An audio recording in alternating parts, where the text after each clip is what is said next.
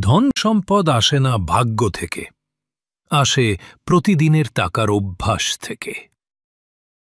এই 10টি সহজ অভ্যাস 2025 সালে আপনার অর্থ, ব্যয় ও চিন্তাভাবনা বদলে দিতে পারে।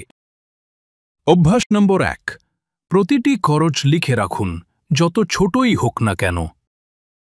অভ্যাস 2, আগে সঞ্চয় করুন, পরে খরচ করুন। অভ্যাস 3, নিয়মিত বিনিয়োগ করুন, অল্প হলেও। অভ্যাস 4, অপ্রয়োজনীয় জিনিসের জন্য ঋণ নেওয়া এড়িয়ে চলুন।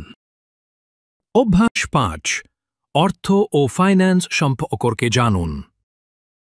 অভ্যাস 6, একাধিক আয়ের উৎস তৈরি করুন। অভ্যাস 7, সামর্থ্যের মধ্যে জীবনযাপন করুন, তার বাইরে নয়। অভ্যাস নম্বর 8, সঞ্চয় ও বিল পেমেন্ট অটোমেট করুন। অভ্যাস 9, আপনার চেয়ে বেশি জ্ঞানী মানুষের সঙ্গে সম্পর্ক গড়ে তুলুন। অভ্যাস 10, নিয়মিত থাকুন, ধন একদিনে নয়, ধীরে ধীরে বাড়ে। 2025 সালে শুধু পরিশ্রম নয়, স্মার্ট মানি হ্যাবিটই আসল শক্তি।